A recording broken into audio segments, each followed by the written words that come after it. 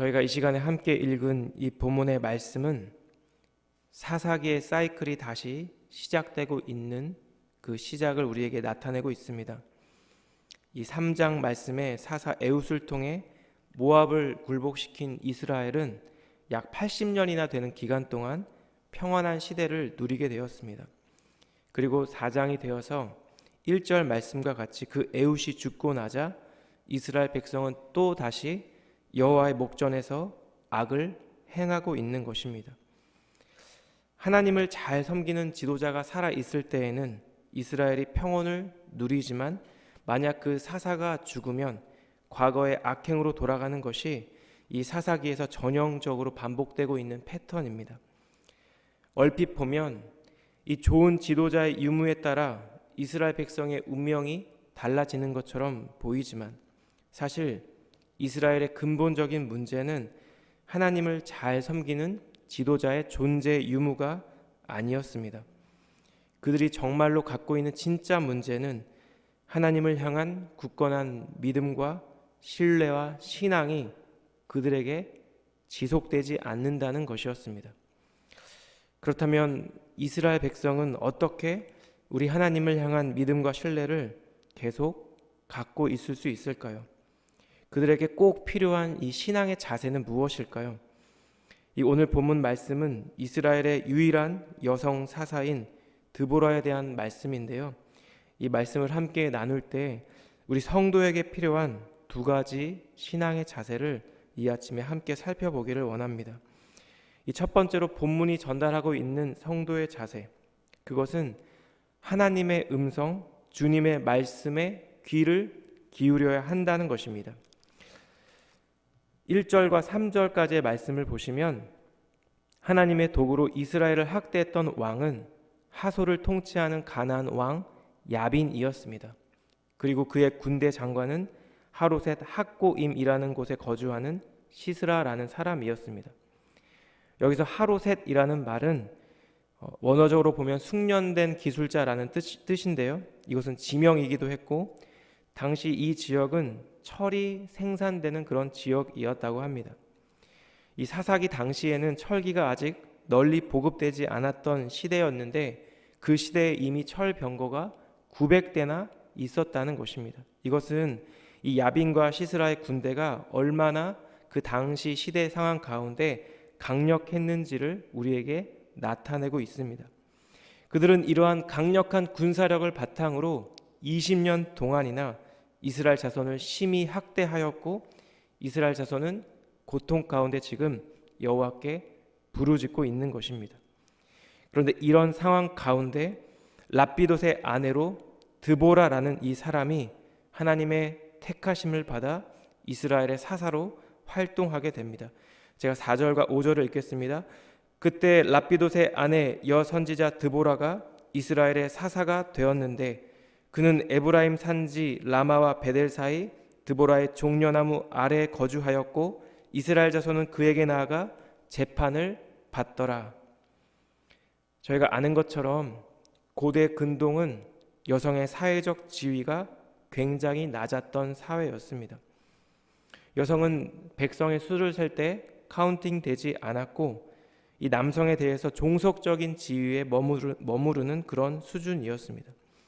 그런데 이러한 시대적 또 사회적 상황을 고려할 때 여성이 선지자가 되어 이스라엘의 네 번째 사사가 된다는 것은 굉장히 사실 이례적이고 충격적인 일이었을 것입니다. 뿐만 아니라 5절 말씀과 같이 드보라는 종려나무 아래에 거주하며 이스라엘 자손을 심판관으로 이스라엘 자손을 섬겼습니다. 그녀는 이곳에서 마치 공무실을 두고 있는 것처럼 앉아 있을 때 여러 백성들이 나와 그녀에게 심판을 받았던 것입니다. 이처럼 남성 중심 사회에서 이스라엘 백성이 여성 사사에게 심판이 아니죠. 재판을 받았다고 하는 것은 우리에게 두 가지 사실을 암시하고 있습니다. 그것은 첫 번째는 하나님께서 드보라를 이스라엘의 사사로 세우셨다는 이 사실이 널리 인정되었다는 것입니다. 그래서 백성들이 그녀를 리더십으로 믿고 따랐다는 것입니다. 그리고 두 번째는 이렇게 그녀에게는 하나님께서 허락하신 특별한 지혜와 리더십이 있다는 사실을 우리에게 이 본문 말씀은 전달하고 있습니다. 그렇다면 우리는 굉장한 의문이 들 수 있습니다. 하나님께서 하나님의 말씀을 이 백성에게 전달하는 이 중대한 임무를 당시 시대적으로 사회적으로 약자이자 비주류인 이 여성 드보라에게 맡기신 이유가 무엇일까? 드보라는 어떻게 그런 사회적 편견과 제약을 물리치고 하나님께 존귀하게 사용될 수 있었을까? 드보라의 삶을 보면 무엇보다 드보라는 하나님의 음성에 귀를 기울일 줄 아는 사람이었습니다. 6절과 7절인데요. 드보라가 사람을 보내어 아비노함의 아들 바락을 납달리 게데스에서 불러다가 그에게 이르되 이스라엘의 하나님 여호와께서 이같이 명령하지 아니하셨느냐? 너는 납달리 자손과 그 스불론 자손 10,000명을 거느리고 다볼 산으로 가라. 내가 야빈의 군대 장관 시스라와 그의 병거들과 그의 무리를 기손 강으로 이끌어 내게 이르게 하고 그를 내 손에 넘겨주리라 하셨느니라.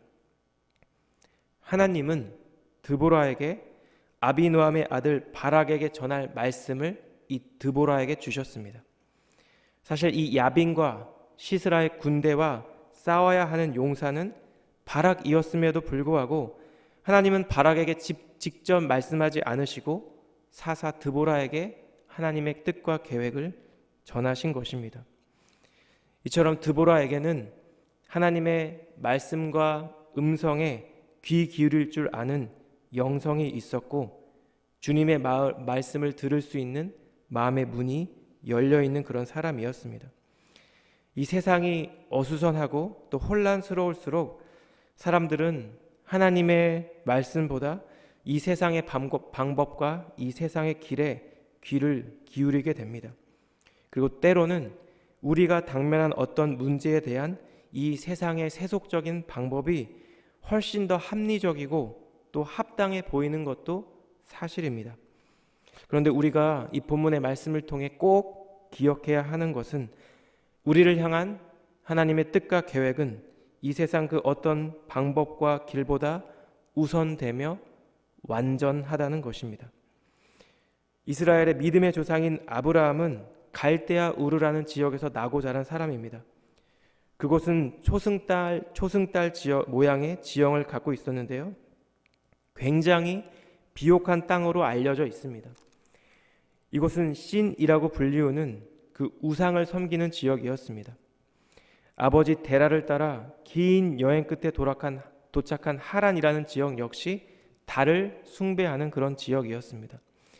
이처럼 아브라함의 환경은 우상을 섬기는 가정이었고 우상을 섬기는 사회였습니다.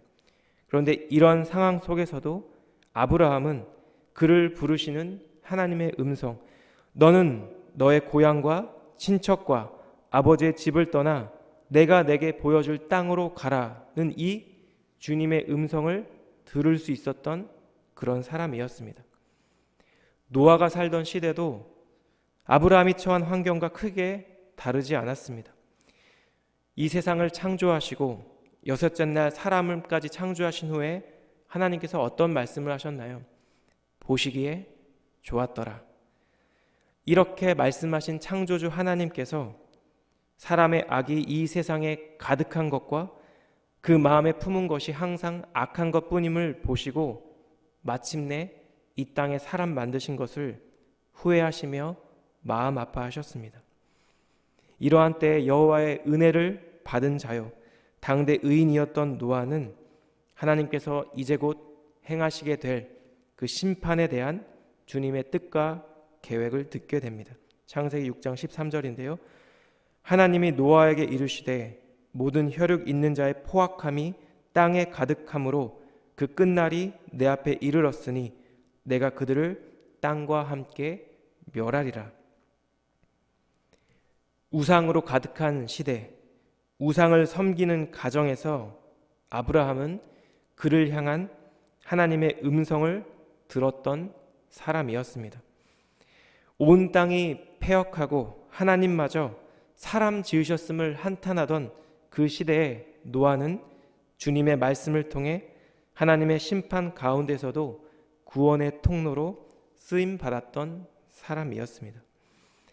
오늘날 저희가 살고 있는 이 시대도 그 어느 때보다 혼란스럽고 또 진리가 불분명해 보이는 그런 세상을 우리는 현재 살고 있습니다. 너무나 다양한 삶의 자리가 있고 너무나 다른 입장과 환경 때문에 정말 무엇이 절대적으로 옳은지 무엇이 맞는 방법인지 혼란스러울 때가 있습니다. 그러나 오늘 우리가 함께 살펴본 이 본문의 말씀은 이렇게 우리 삶에 어려움이 찾아올 때 어떠한 길로 가야 할지 어떤 결정을 내려야 할지 혼란스러울 때 우리가 귀 기울여야 하는 것은 오직 하나님 말씀이라는 사실을 우리에게 분명하게 지금 전달하고 있습니다. 주의 말씀은 내 발의 등이요 내 길의 빛이니이다. 주님의 말씀은 우리의 발의 등이요 우리의 길의 빛이라는 것입니다. 이 이름 모를 시편 저자의 이 간절한 고백이 혼란한 시대를 살아가고 있는 우리의 믿음의 고백이 되기를 우리 주님 이름으로 축복합니다. 우리 각자를 향한 하나님의 선하시고 기뻐하시고 온전하신 뜻이 무엇인지 분별하여 우리를 향한 사랑하는 우리 한우리 공동체를 향한 주님의 뜻과 주님의 마음과 또 주님의 음성을 듣는 우리 사랑하는 성도님들의 복된 하루 되기를 우리 주님 이름으로 축복합니다. 두 번째로 이렇게 주님의 음성을 듣고 다음으로 행해야 하는 것이 있습니다. 그것은 우리를 향한 하나님의 약속을 믿고 신뢰하며 행하는 믿음을 가져야 한다는 것입니다. 하나님에 의해 사사로 세움받은 드보라에게는 이렇게 하나님의 음성을 듣는 귀뿐만 아니라 하나님의 뜻과 계획을 믿는 믿음 그리고 이를 행하는 믿음이 있었습니다. 하나님의 음성을 들은 드보라가 한 일은 바로 바락을 찾아가 하나님의 말씀을 전하는 것이었습니다. 6절과 7절을 다시 읽겠습니다. 드보라가 사람을 보내어 아비노함의 아들 바락을 납달리 게데스에서 불러다가 그에게 이르되 이스라엘의 하나님 여호와께서 이같이 명령하지 아니하셨느냐? 너는 납달리 자손과 스볼론 자손 10,000명을 거느리고 다볼 산으로 가라. 내가 야빈의 군대 장관 시스라와 그의 병거들과 그의 무리를 기손 강으로 이끌어 내게 이르게 하고 그를 내 손에 넘겨주리라 하셨느니라. 하나님께서 드보라에게 이스라엘의 승리를 약속하자 그녀는 아무런 의심 없이 그리고 지체 없이 하나님의 약속을 그대로 믿고 전했던 것입니다.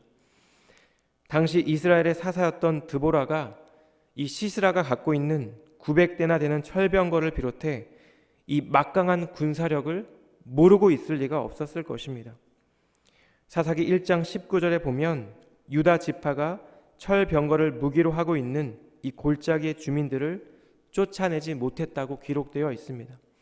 그만큼 철병거는 그 당시 가장 최신 무기였습니다. 이 사사기의 배경이 되는 이 시대는 청동기에서 철기 시대로 넘어가는 과도기였다고 합니다. 이것은 철기가 아직 널리 보급되지는 않았다라는 것을 의미합니다.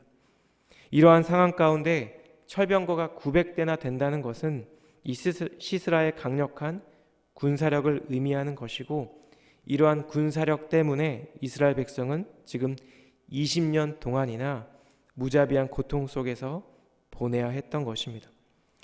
그런데 이 드보라의 믿음이 우리에게 시사하는 바는 이곳에 있습니다. 그녀는 이미 적의 군사력을 알고 있는 사람이었고 어쩌면 경험했을 수 있는 그런 사람이었습니다.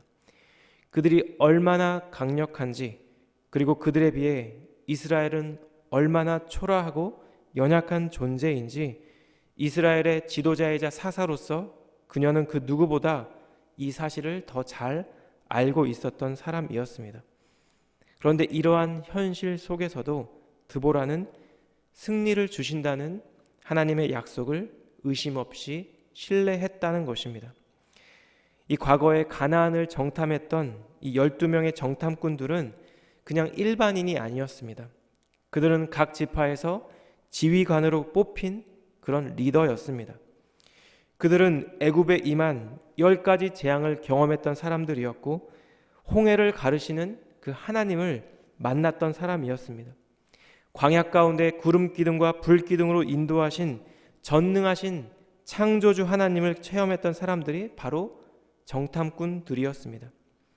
그들은 모세를 통해 그들이 정탐하게 될 땅이 하나님께서 이스라엘 백성에게 이미 주신 땅이라는 것을 들었지만 여호수아와 갈렙을 제외한 10명의 정탐꾼들은 자신들은 마치 메뚜기와 같다고 한탄했던 것입니다.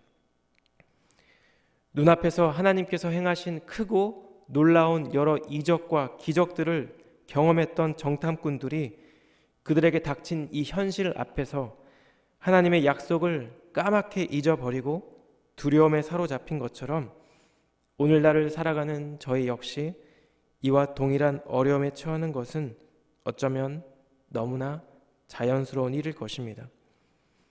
눈에 보이지 않는 하나님의 약속보다 지금 당장 내 눈앞에 있는 현실의 장벽과 어려움에 현혹되기 쉬운 것이 바로 나 그리고 우리이기 때문입니다. 그런데 이와 같이 하나님의 약속보다 또 하나님의 말씀보다 지금 내 눈앞에 있는 나에게 도움이 되는 한 인물을 의지했던 사람이 오늘 본문에서도 등장하는데요. 바로 드보라를 통해 하나님의 승리의 약속을 전해 듣고 출전 명령을 받은 바락이라는 인물입니다. 8절입니다. 바락이 그에게 이르되 만일 당신이 나와 함께 가면 내가 가려니와 만일 당신이 나와 함께 가지 아니하면 나도 가지 아니하겠노라 하니.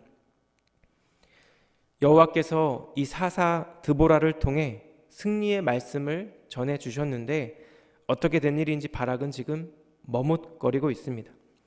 그리고 자신의 출전에 대한 조건으로 이 드보라의 동행을 요청합니다.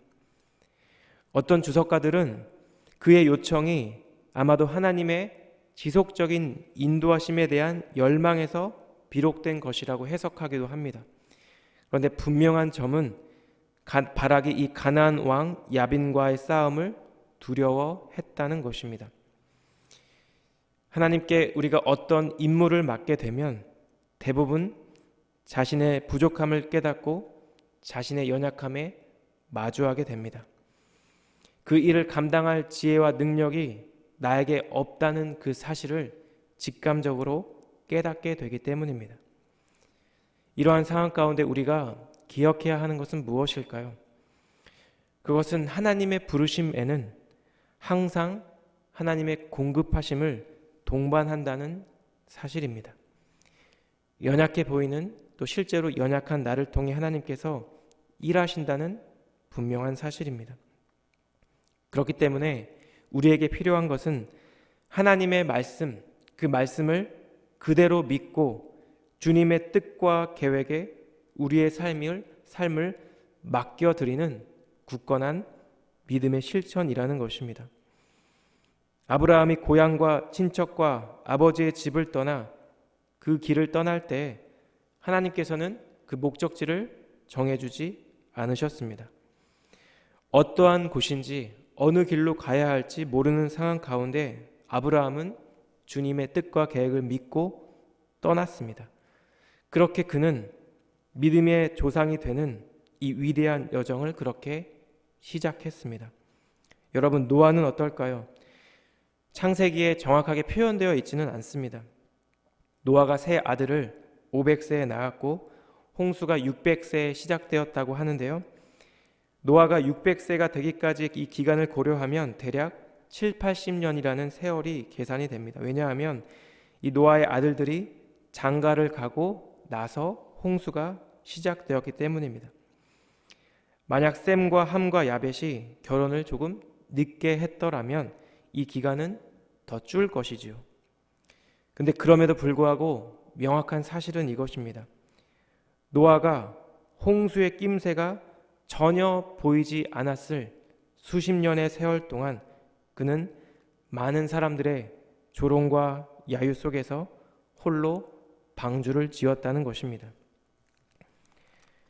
어둡고 혼란스러운 이 세상 속에서 때때로 우리가 겪게 되는 이 삶의 자리의 어려움과 고난 가운데 우리에게 필요한 것은 하나님의 말씀을 듣는 귀뿐만 아니라 그 말씀을 듣고 그 말씀대로 행하는 믿음인 줄 믿습니다. 여선지자 드보라가 이렇게 열악한 상황과 어려움 속에서도 승리할 수 있었던 것은 그녀의 지혜와 능력만에 있지 않았습니다. 그녀는 하나님의 음성을 들었고 주님의 음성 가운데 담겨있는 하나님의 뜻과 계획을 믿었으며 그리고 주님 말씀대로 행했습니다. 하나님 말씀을 듣고 깨달은 그 말씀을 믿으며 행함으로 그 믿음을 증명한 이 사사 드보라의 이 믿음의 삶이 지금 여기 이 자리에서 살아계신 하나님을 예배하며 겸손한 마음, 갈급한 마음으로 주님의 말씀 앞에 서 있는 저희 모두의 믿음의 삶이 되기를 우리 주님의 이름으로 축복합니다. 저희 각 개인의 이 믿음의 삶을 통해 저희가 몸을 이루고 있는 한우리 공동체의 믿음의 사역을 통해 하나님께서 역사하실 것이고 참된 승리의 은혜를 저희 모두에게 부어주실 것입니다. 기도하겠습니다.